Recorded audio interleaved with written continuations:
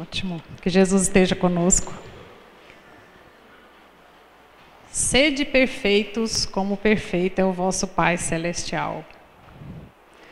Passagem difícil essa, mas não impossível. Principalmente porque nós sabemos que estamos a caminho da perfeição, não é? Isso já é um alento. Para nós entendermos um pouquinho, o que significa esse sede, pois, vós outros, perfeitos, como perfeito é o vosso Pai Celestial, essa passagem de Mateus, e que de certa forma Jesus nos inspira em diversas outras passagens, mas é possível aprofundar nela e tentar entender um pouquinho, dentro do nosso cotidiano, como que a gente trabalha essa questão da perfeição e da imperfeição. Bom, nós poderíamos começar ilustrando, e talvez os irmãos conheçam alguém, tipo imperfeito acomodado. Quem aqui já não disse essa frase? Ah, já está bom. Tá bom, né? Ou bem goianamente, tá bom demais da conta, né? Já tá bom. Bom, tá melhor que a concorrência, né? Não é o melhor, mas já tá melhor que a concorrência. Ou então quando fala assim, tá bom? Já fui pior. Ou estava bem pior, né? Então esse é considerado o imperfeito incomodado. Nós vamos tentar entender o que não é perfeição, a perfeição intelectual, a perfeição moral, e o que é que nós podemos fazer para tentar salvar essa geração e salvar a próxima. Porque como o próprio Chico disse, né? Embora não possamos voltar atrás e fazer um novo começo, qualquer um pode começar agora e fazer um novo fim, né? E tem também perfeito motivado. É aquele que diz assim, mais uns minutinhos de dedicação e vai ficar perfeito. Então, para ele, o perfeito é aquilo que ele dedicou um pouquinho mais de tempo. Então, olha e fala assim, pronto, perfeito. Porque está comparado ao que estava antes. Então, perto do que estava antes, até que ficou perfeito, né? Isso vale para uma obra, né? Para um grande feito, ou até para uma virtude. Em comparação com o pior, o razoável até parece bom. E aquele que faz e diz assim, não, assim que eu tiver tempo eu farei melhor, prometo.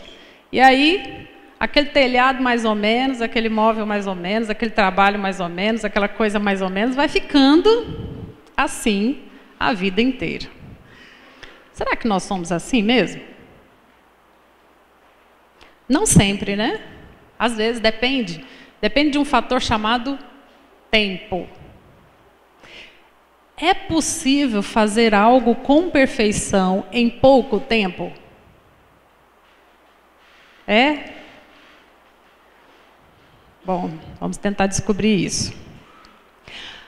Se nós aprofundarmos um pouquinho mais e deixar essa pergunta no ar, nós vamos perceber que repetir coisas ou fazer um trabalho, uma obra, um serviço, quantas vezes forem necessárias até que isso atinja a perfeição, tudo bem, não tem problema nenhum, a eternidade está aí. Podemos repetir aquele feito, apagar e fazer de novo, refazer quantas vezes forem necessárias, porque a matéria, ela obedece.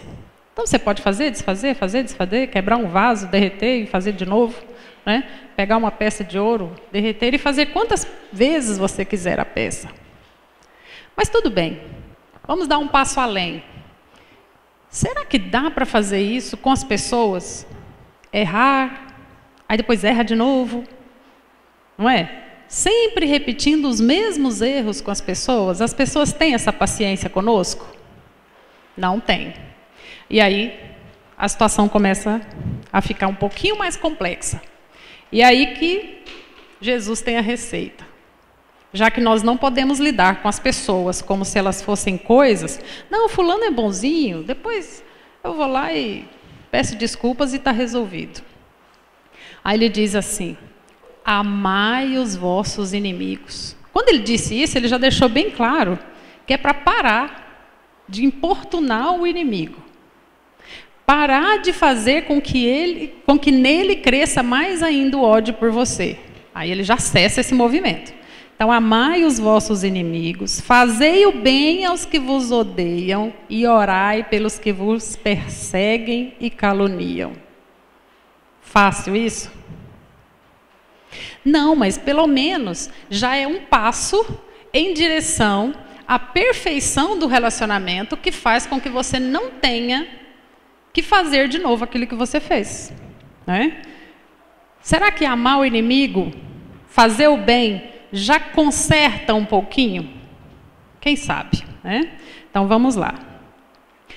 E Jesus continua a sua argumentação fazendo perguntas. Ele pergunta assim: porque se somente amardes os que vos amam, que recompensa tereis disso? Não fazem assim também os publicanos? Ou seja, ele nos chama a atenção para nós não sermos comuns, como todas as outras pessoas que amam e desamam, apaixonam e desapaixonam, odeiam e reodeiam, e estão sempre desmanchando as relações com as pessoas. A vida vira um turbilhão, porque é uma pessoa que é mais ou menos como, com todo respeito, um bipolar, né? Outra hora está muito uma hora está muito feliz, outra hora está muito triste, outra está muito alegre, outra está chorando. Então, assim, está sempre com as relações turbulentas. Se unicamente saudardes os vossos irmãos, que fazeis com isso mais que os outros? Aí que está a chave. A perfeição pode estar justamente naquele elemento a mais. Mulheres, eu acho que isso vale para os homens também, mas mulheres, quando vocês vão comprar uma roupa, nós olhamos duas coisas: o tecido e o acabamento, não é? Pode ser de seda pura, mas colocou no corpo, não caiu bem, ou então está soltando linha, a gente leva? Não leva. É o acabamento, é o detalhe, é o elemento de perfeição que nos cativa. É o pequeno detalhe, é o fazer a mais um pouquinho. Guardem essa informação, por favor, que nasce justamente dessa palavra de Jesus. Se unicamente saudardes os vossos irmãos, que fazeis com isso mais do que os outros? Isso todo mundo faz. Praticar caridade, todo mundo pratica. Cumprimentar, falar bom dia, boa tarde, boa noite, todo mundo faz isso. Não é? Sede, pois, vós outros perfeitos, como perfeito é o vosso Pai Celestial. Aí o que Jesus faz? Mira por cima, né? Compara por cima. Um degrau a mais. E não assim: tá bom, pior estava. Então, qualquer coisa melhorzinha do que o pior, tá bom? Né? Ou então quando fala do namorado, né? Esse aqui tá ótimo, precisava ver os outros da fila. Né? Vamos entender primeiro, então, o que significa perfeição, o que não é, para a gente desmitificar logo isso. Então, olha lá. Para os filósofos, agora a gente vai filosofar um pouquinho. Para os filósofos, eles já encerram logo o assunto dizendo que não existe perfeição absoluta. Pronto. Então, fica difícil, né? É aquilo que eu estava explicando. Uma coisa só é excelente porque é um pouquinho melhor do que as outras da sua espécie. Quando um atleta ganha medalha de prata, poxa, é o segundo melhor do mundo. Para ele, tá bom? Não, ele vai embora tristíssimo. Porque o melhor é aquele que ganhou a medalha de prata. Agora imagine quantos milhares o medalha de prata deixou para trás. Muitos. Quanto esforço ele fez? Imensos. Mas para ele está se comparando à medalha de prata. Então, para o filósofo não existe perfeição, né? Relativa. Né? Quando ele fala assim, o círculo pode até ser uma forma perfeita. Mas para a construção civil, quem foi engenheiro aí sabe que a melhor forma para a construção civil é o quadrado. Então, para o engenheiro, o quadrado beira a perfeição. Né? Então, nós estamos tentando organizar, desconstruir na nossa mente a ideia de perfeição para a gente tentar chegar à ideia de perfeição. Então, aí eles dizem assim, Para algo ser perfeito, é preciso levar em consideração 3 elementos: o seu princípio, a sua substância e o seu fim. Então, perfeição só existe em nível absoluto. Vocês já sabem onde nós vamos chegar, né? De Deus para baixo, nada é perfeito. Então, Aristóteles tentou responder essa pergunta dizendo assim, que o perfeito é o que não pode ser superado, nunca. Campeão de maratona, o nadador lá, o Michael Phelps, perfeito, né? Até que alguém o supere. Então, dentro dessa contribuição, se a gente for tentar entender a palavra perfeito para encerrar essa etapa, perfeito significa perfectum, de per, ao longo de, e fectum, de fazer. Ou seja, perfeição é aquilo que você fez além do esperado. Então, nós temos aí 2 coisas.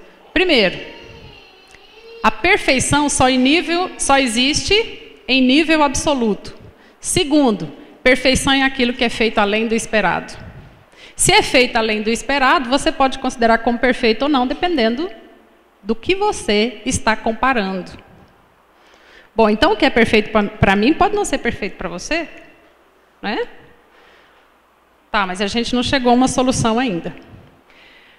O Livro dos Espíritos tem uma resposta para nós. Diz assim: Deus é a inteligência suprema, causa primeira de todas as coisas, né? Aí, o Kardec pergunta: o homem pode compreender a natureza íntima de Deus? Não. Falta-lhe um sentido para isso. Então, quando nós estamos chegando perto de entender exatamente, materializar o que é perfeição, para a gente chegar lá, não falta sentido para isso. Um dia será permitido ao homem compreender o mistério da divindade? Só quando se livrar da matéria. Acalentador, né? Aí sim, quando nós estivermos próximos de Deus, então nós veremos Deus e o compreenderemos. Sabe a resposta que eu queria? Então, quando nós chegarmos perto de Deus, nós atingiremos a perfeição. Tem essa resposta lá no Livro dos Espíritos? Não tem, né? Está longe essa perfeição. E aí eu acredito que nós voltamos ao ponto zero. Não achamos ainda a perfeição. Primeiro porque nós não temos sentido ainda para entender. Não temos um órgão, não temos uma organela, não temos uma estrutura para entender como seria essa perfeição. E aí, então? Só seremos perfeitos quando formos deuses um dia? Tem saída? Tem. Vamos lá. Aí os espíritos dão uma solução. Calma, muita calma nessa hora. Relaxa. Estudai vossas próprias imperfeições a fim de vos desembaraçar delas. Então tá, quer chegar à perfeição? Então comece se desembaraçando das imperfeições. Isso vos será mais útil do que querer penetrar no que é impenetrável. Ou seja, presta atenção, vai estudar, vai eliminar as próprias imperfeições. Então tá bom, a gente já entendeu a mensagem, né? Então tá, ok. Aí, vamos lá. As pistas que os espíritos nos dão para o que é perfeito são os atributos de Deus, e a gente tenta comparar tudo isso com esses 7 atributos. Lembram? Eterno, infinito, imutável, imaterial, único, todo-poderoso, soberanamente justo e bom. Opa! Então, tudo aquilo que se aproximar do que seja eterno, infinito, imutável, imaterial, único, todo-poderoso, soberanamente justo e bom, então é eterno. Os irmãos conhecem alguma coisa que se aproxima disso, que não seja Deus?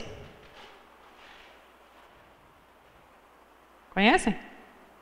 Se alguém conhecer, por favor, me apresente. Ah, mas o universo é eterno, não é? Bom, infinito pode ser. Agora, imutável, eu tenho minhas dúvidas. Imaterial não é, único também não, muito menos justo e bom, né?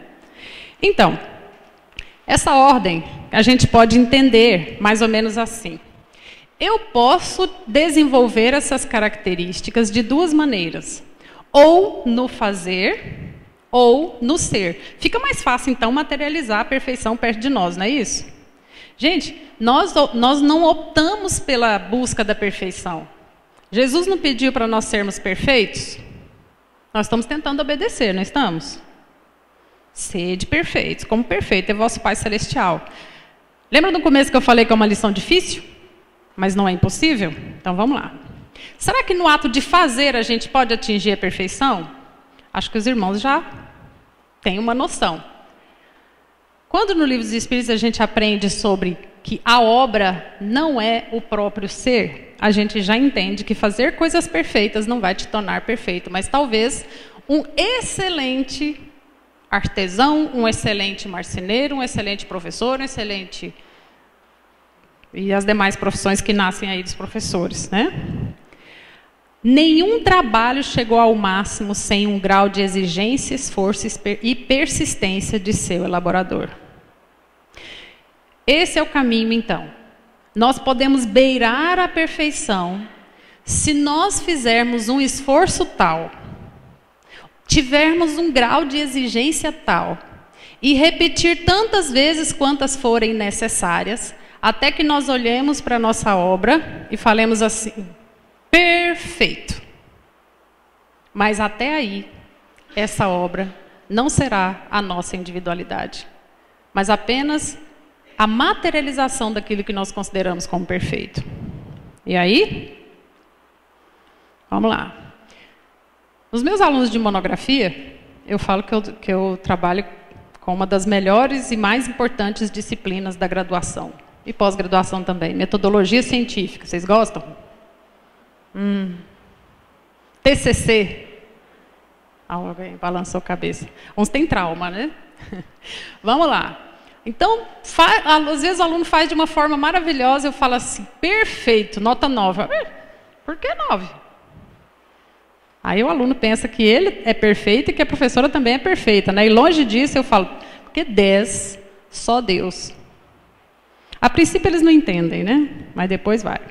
Mas então, peraí, fazer uma obra perfeita é atingir perfeição? Não, então nós voltamos à estaca zero de novo. Vamos raciocinar mais um pouquinho, porque a inteligência ou a intelectualidade sozinha não conduz à perfeição. Bom, vamos lá. Fazer coisas perfeitas não significa atingir a perfeição. Nós não somos as nossas obras. Será que a perfeição pode estar na moral, então? Vamos ver. Olha só. Se a gente encontrar uma receita para ser, por exemplo, um bom espírita. Lembra dessa passagem? Reconhece-se verdadeiro espírita pela sua transformação moral e pelos esforços que emprega para domar suas inclinações más. Olha a lição original. No momento em que nós nos esforçamos para deixar para lá as nossas imperfeições, nós já começamos a virar para o lado da perfeição. Não é isso que os espíritos falavam ali atrás? Então, o esforço que o indivíduo emprega para se livrar das más inclinações já é uma pista, já é um caminho, já é uma estratégia para chegar à perfeição. Então, aí vão algumas dicas. Ó. Ser bom, caritativo, laborioso, sóbrio, modesto, são qualidades do homem virtuoso. Mas, às vezes, ele não consegue se livrar desses conhecidos pecados capitais. Em várias literaturas tem 7, tem 6, tem 8, muda a ordem. Até hoje eu não encontrei uma lista dos 7 pecados. Eu gostei desses aqui, ó, de Fernando, que viveu na Grécia. Aí ele fala, ele considera como crime moral, ou seja, tudo aquilo que te distancia da perfeição moral. Gula é o desequilíbrio na alimentação. Daqui a pouco vocês vão entender por quê. Avareza. Para ele só importa o ter, não importa o ser. Luxúria, prazer, só no luxo, só no excesso de necessidades. Às vezes nem tem necessidade, mas supre as vontades. Ira, desequilibra facinho, facinho. Melancolia, já viram os murmuradores? São capazes de quebrar pedras com os murmúrios. Autoestima baixa, que conduz à depressão. E a preguiça, que a gente considera como descanso além do necessário. Qualquer descanso além do necessário é considerado preguiça. Orgulho, autoestima além do que é realmente a realidade. E a vanglória, vaidade, falta de humildade. Então, veja bem, dentro desses critérios, se nós não tivermos nenhum desses 8 elementos, então a gente já está próximo da perfeição moral, não é? Já aproxima um pouquinho. Muito bem. Ter um grande intelecto nos leva à perfeição se for sozinho? Não. Desenvolver aspectos morais, só isso, também nos leva à perfeição? Não. Mas e se nós tivermos as duas coisas, já ajuda? Ajuda, não é? É mais fácil ficar sob 2 pernas do que uma só. Aí, eu pergunto aos irmãos, já que nós estamos sem saída, a perfeição pode ser construída desde a infância? É aí que uma jornalista escreveu um livro que não está lançado ainda no Brasil, não sei se os irmãos viram falar, Pamela Druckerman. Ela viveu na França um tempo e começou a observar a educação que acontece, a forma como as mulheres educam os franceses, as crianças francesas. Aí deixa eu fazer uma pergunta. Vocês acham, refazer a pergunta. Vocês receberam, vocês que estão aqui hoje, receberam uma educação no estilo americano, francês, italiano, alemão ou indígena? Quem acha que recebeu uma educação do tipo francesa? O que é isso? Eles estudam Allan Kardec a vida inteira. É educação francesa. Quem que estudou na França aqui? Que foi a dona Antonieta e a dona Silvia, não foi? Não foi? Ajuda aí, confirma. Foi, né? Tudo bem. Existe uma diferença. Então, essa autora, ela diz o seguinte: as mulheres francesas não engordam, sabem seduzir um homem e criam os filhos mais bem educados do planeta. Ainda bem que a gente tem uma mistura aí de cristianismo com influência kardeciana, né? Educação francesa. Será que é por isso que os filhos dos espíritas são tão educados, gentis, comportados? Não? Eu acho. Vamos lá, então vamos entender. Nós vamos tentar entender nessas cenas para ver se a gente consegue salvar alguma coisa. Vamos imaginar uma cena 1. Uma criança que faz birra e atira batata frita no chão. Comum? Normal? A gente todos já viram, né? Cena 2. A mesma criança causa tumulto na festa infantil quando a mãe anuncia que é hora de ir embora. Faz um escândalo. E cena 3. Outra criança almoça com os pais em um restaurante italiano e não deixa massa de tomate cair na roupa. Que filho vocês gostariam de ter? 1, 2 ou 3? 3, né? Muito bem. Como ter o filho número 3? Ou como ser, mais ou menos, o número 3? É aí que essa autora resolveu investigar por que as mulheres francesas criam as crianças, os filhos mais bem educados do planeta. Aí ela foi observar. Qual que é o segredo? Qual o segredo dessas crianças serem tão educadas? Aí lá vai. 2 passos. Só 2. Garantir os direitos dos pais. Quem é pai aí, mãe, sabe que muitas vezes nós perdemos os nossos direitos em função dos direitos das crianças, né? Então vamos lá. Outro, os filhos não podem viver como pequenos príncipes dentro de casa. O que eu vou falar agora pode chocar, mas talvez possa nos ajudar a atingir a perfeição, e se nós não conseguimos chegar lá, pelo menos nós salvamos as crianças. O livro que ela escreveu, ela sintetiza algumas passagens, que não daria para falar todas aqui, mas ela cita algumas mais importantes, como por exemplo, os pais franceses não vivem em função dos filhos. Se as crianças tiverem que ir ao parque, eles vão ao parque, mas a mãe fica de longe observando. Ela não se transforma em criança junto com a criança no parque. Não toleram birras desde pequenininhos, desde bebês. Não toleram birras. Porque às vezes a criança é indisciplinada, porque o pai e a mãe também é indisciplinado, né? Porque filho não vem com manual de instrução. Educam e conseguem manter a vida adulta, horário da criança, horário do adulto, horário de adulto. Assim que ela sugere manter os direitos das crianças. Sabem que uma criança é uma criança e deve ser tratada como criança. Sabem dizer não e ponto. A diferença é que eles dizem não na hora certa desde pequenos e não fazem o inverso, né? Eles exigem obediência da criança e dialogam com o adolescente. O que a gente vê às vezes é o contrário. Dialoga com o bebê desde pequenininho, explica, a criança não está entendendo nada. Em vez de falar não logo, não pode. E quando chega na adolescência, posso chegar 4 horas da manhã? Não. Por que não? Porque não. Aí é tarde demais. Então, se esse adolescente recebeu os nãos necessários na primeira infância, ele nem vai perguntar se pode chegar 4 horas da manhã. Ele sabe que a resposta será não. Não é? Difícil falar não, não é? Bom, aí ela dá a seguinte dica a partir do que ela observou. Como transformar um sapo em um verdadeiro príncipe? E não um príncipezinho terrorista dentro de casa que depois vai se transformar em um sapo. Sapo são as iniciais das 4 chaves para uma criança, talvez chegar a um adulto um pouco mais perto da perfeição. S de sono.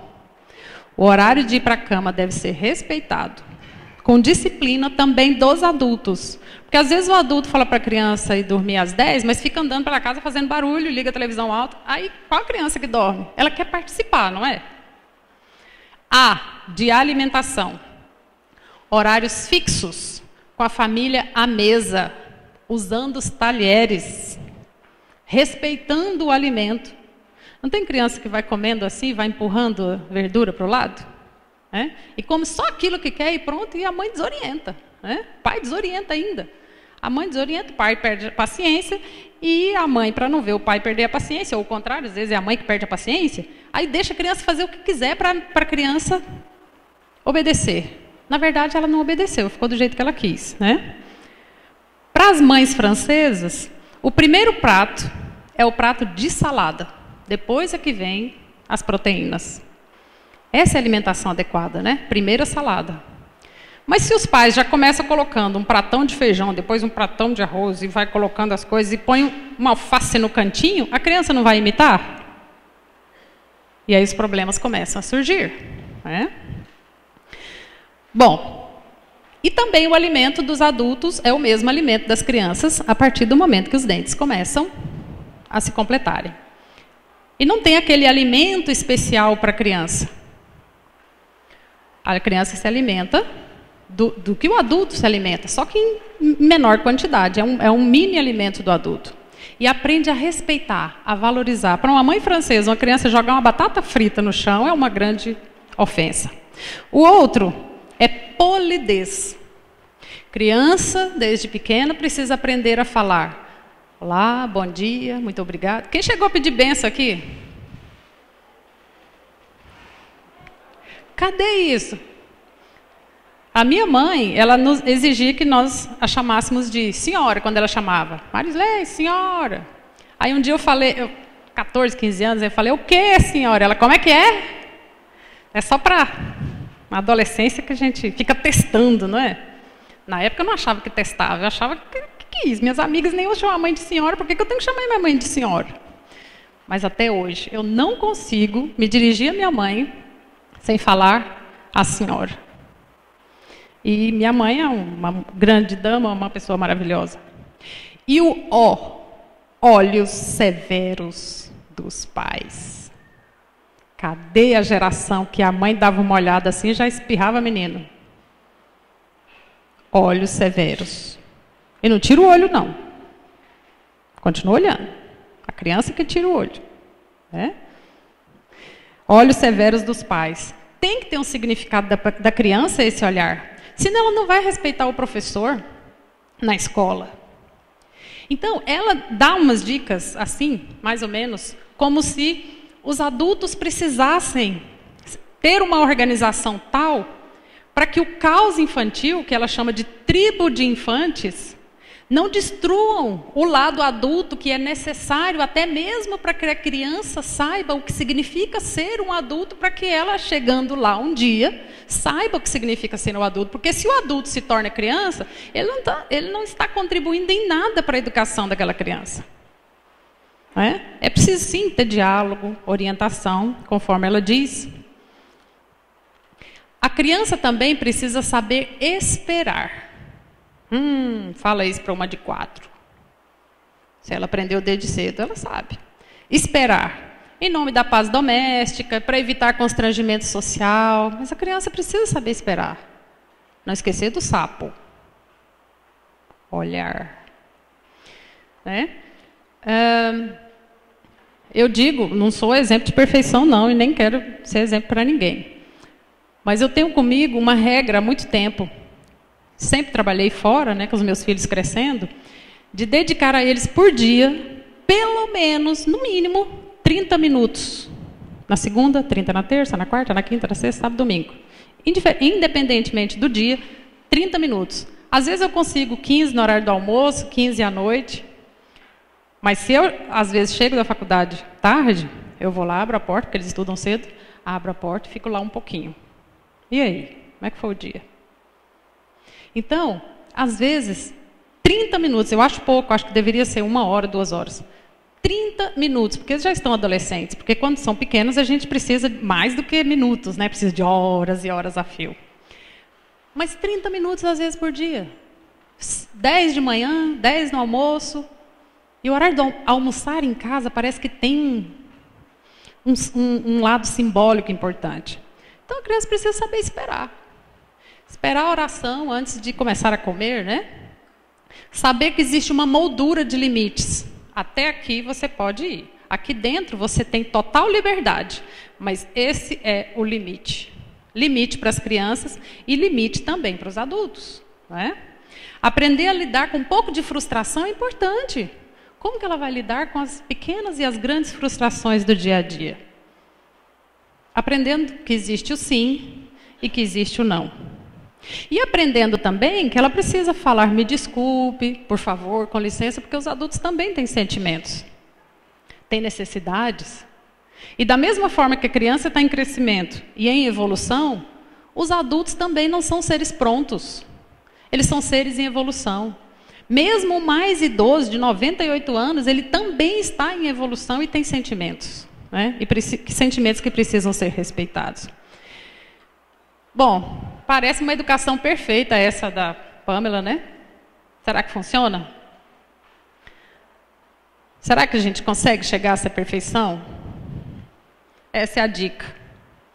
A perfeição está aí, o infinito está aí, temos tempo, mas quanto mais rápido nós caminharmos em direção a ela, sabendo exatamente o que não é perfeição, sabendo que pela perfeição intelectual nós podemos evoluir um pouquinho, sempre acompanhada pela perfeição moral, e temos que ficar de olho naqueles que estão chegando. Mas acima de tudo, tentar seguir o que Jesus falou. Ser perfeito. Com qual modelo? Com o nosso Pai Celeste. Que Jesus nos abençoe e nos ajude a chegar à perfeição.